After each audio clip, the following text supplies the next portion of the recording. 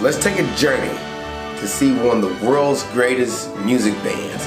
One of the world's greatest bands from England. This movie came out last year, and you know what?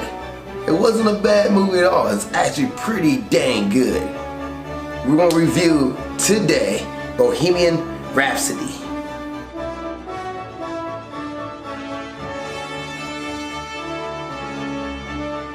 What's up, welcome to another episode of Movie Breakdowns. I'm your host, Zakka. And what is Movie Breakdowns? Movie review series. We look at new and old movies, give them a grade, A through L, plus and minuses do count. And if there's a movie you want me to review, let me know, and I'll try to get to it as best I can.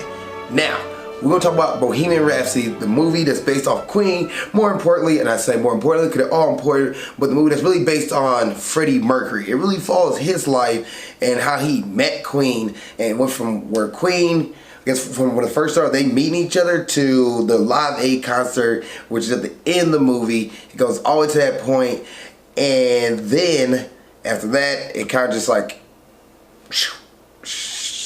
once the Live Aid concert is over, it kind of just shoots through everything, and you're like, huh. But in regards to that ending, the movie is pretty dang good. I already said it in the opener, I'm gonna say it again. It's a pretty dang good movie. Maybe say it one more time. It's a pretty dang good movie. Everybody in this movie acts really well. No complaints. The music, which the music is based off Queen, pretty much the Queen's soundtrack, and what's added to the movie. Heck, I can't think it was. I'm pretty sure it was for certain points, but like just original movie scores about the movie that wasn't from Queen itself. I can't think of. I'm pretty sure it is. I'm pretty spot on that there is. Now, why I talk about the music? Because when it comes to movies, I love hearing music score. I love hearing the soundtrack of a movie, and love hearing how the music flows with the movie. Tariq said it in the X-Men. Sorry, not X-Men, but Tariq said it in Mortal Kombat Annihilation. X-Men.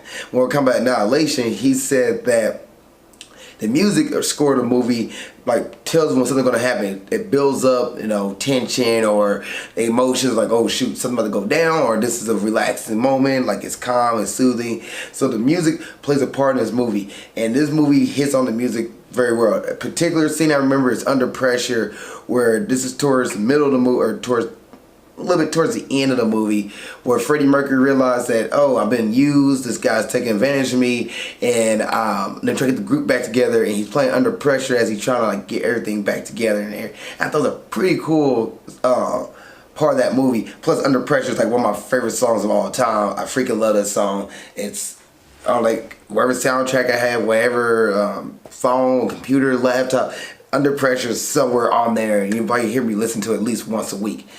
That's just my life. But this movie, I love the fact they hit that. First thoughts, what I just said, that's a lot of my first thoughts, and then pretty much everything else of this movie is really great. The one thing that stood out to me was Adrian Gillian. Adrian Gillian, if you guys watch Game of Thrones, he is Littlefinger. And in this movie, look at my laptop right here to the side of me. In this movie, he plays Paul. No, sorry, not Paul, but John Reed, who's like the manager of one of the managers of Queen. And I swear to gosh, the whole time I was watching this movie, I could not stop looking at Littlefinger. I kept not, like, every time I saw Adrian.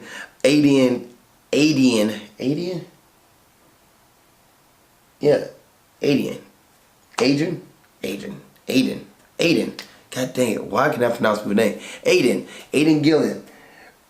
Every time I saw Aiden on screen, I swear to gosh, I kept saying Littlefinger. Every single time. I was like, he's going to double cross the group. He's the bad guy in this story. Now, this is based off a live action, real life story. So therefore, the characters several people play, we wouldn't think, because their characters are technically a bad guy most of the time.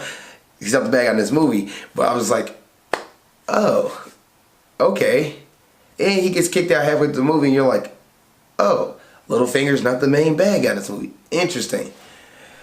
Now, I think all the actors in this movie,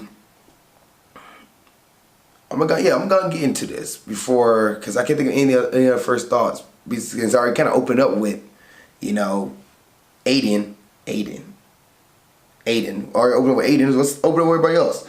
So all the actors in the movie, I feel like did a great portrayal of the characters. When they at the end of the movie they showed like the actual Queen, the actual band Queen, that you can see the characters, how they were designed and lined up with the actual members. Like they look alike, they really look like the group, and I thought that was pretty neat.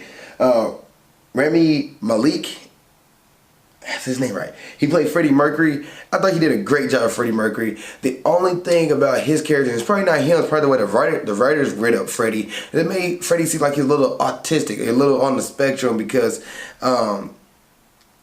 like, for example, and this could have been the drugs playing, because Freddie Mercury did do drugs. This could have been the drugs playing a part, but it was like during the movie when Freddie broke up with, well, it's not broke up with his fiance, but when he told his fiance that he's bi and it turned out he was gay, he kept wanting her to like be around him and wanted her to be there, and he got her moved next door to him so he could look at her, and he kept trying to get her to call, and she was like ignoring him, and then when she gets a boyfriend, Freddie asks, "Where's your ring at?" I'm like, Freddie, like, you're smarter than that. Like, right? You know that you fell in love with somebody else or mess around with somebody else, that's cheating, bro. Like, why did you act? I'm not sure. Maybe actual Freddie Mercury really thought, like, I don't think you actually would think that, but in the movie, made him portray like he was kind of slow, and I'm not sure that's Freddie Mercury was. I don't know. I don't know his background. I don't know his story, but that's one thing that pointed out to me that really bugged me, because like they didn't really talk about it, if he was a little autistic. I'm pretty sure he wasn't.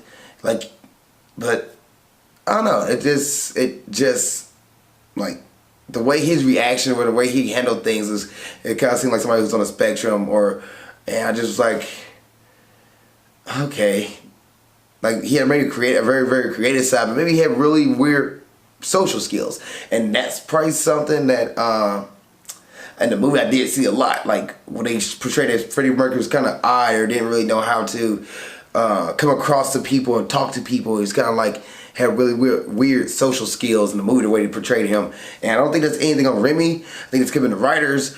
This movie was directed by Bryan Singer, who actually created X-Men Days of Future Past in the first X-Men movie, which I thought was kind of weird that he's also the same guy behind Bohemian Rhapsody, where it's like, oh, didn't really see that. Good for him for not making me think like, action and Bohemian Rhapsody. But at the same time, I wondered the way they wrote the movie, the way they directed the movie, that they wanted to portray Freddie a little autistic or a little slow or a little awkward. I don't know. I don't know. That threw me off in the movie. I'm not sure if that's the actual thing. Probably need to go do research on it. Or you're somebody who knows Queen and follows Queen like so hardly. Please put it in the comment section. I'm really curious about that. If you know if like Freddie was a little autistic or Freddie was socially awkward, because I'm curious about that. Speaking of his wife Mary, she's played by Lucy Boynton. Thought she did a good job, or not his wife, but his fiance or girlfriend. I thought she did a great job. Hey, everybody, this movie from Gilly William. I'm gonna say William Lee, Gwilym. Probably wrong on that. Played Brian May, Ben Hardy, who played Roger Taylor, Joseph Mazzello played John Deacon.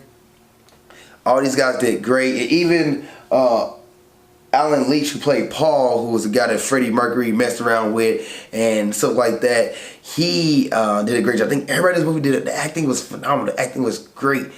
Even the way, like, certain scenes where, like, they try to figure out how to make Bohemian Rhapsody, and they had the way they came up with it, and had the way they like used certain things to put the song together was pretty phenomenal.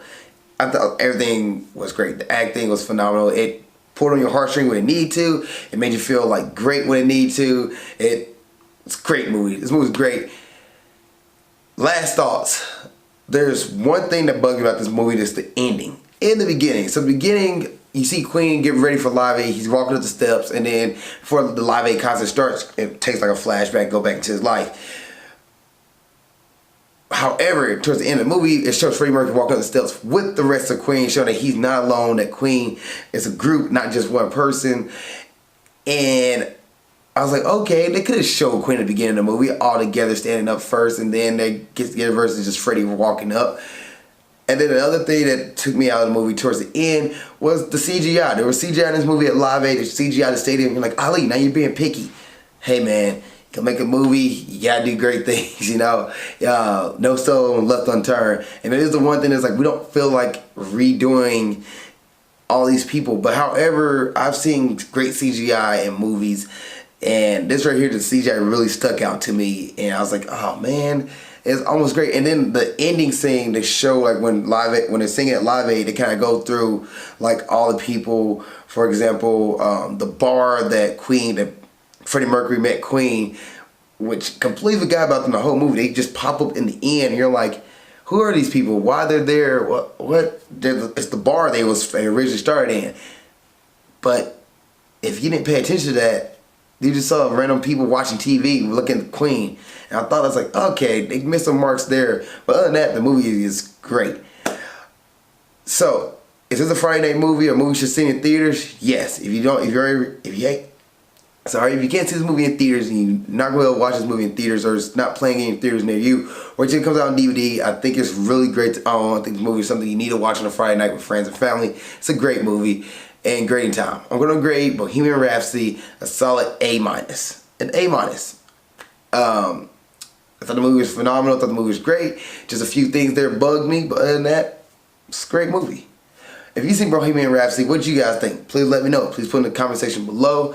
And also, thank you guys for watching this episode of Movie Breakdowns. I really appreciate it. Please like, share, subscribe. Thank you guys for watching. See you next time. And keep being awesome. Thank you guys for watching this episode. I really appreciate it. Please like, comment in the comment section below, and please subscribe for more episodes of Grind Towards Success, movie breakdowns, or whatever it is that you're watching on my channel. I have different stuff from interviews to other movie reviews to wrestling reviews. If you're a wrestling fan, please subscribe if you want to see all that and see what's going on. Also, you can follow me on Snapchat here, follow me on Instagram there to see what I'm doing in my personal life as well as my business and Ninja Warrior. And lastly, you can watch the last episode of Grind Towards Success here, and you can watch the last episode of Movie Breakdowns there. Thank you guys once again. I really appreciate it. See you next time. Keep being awesome.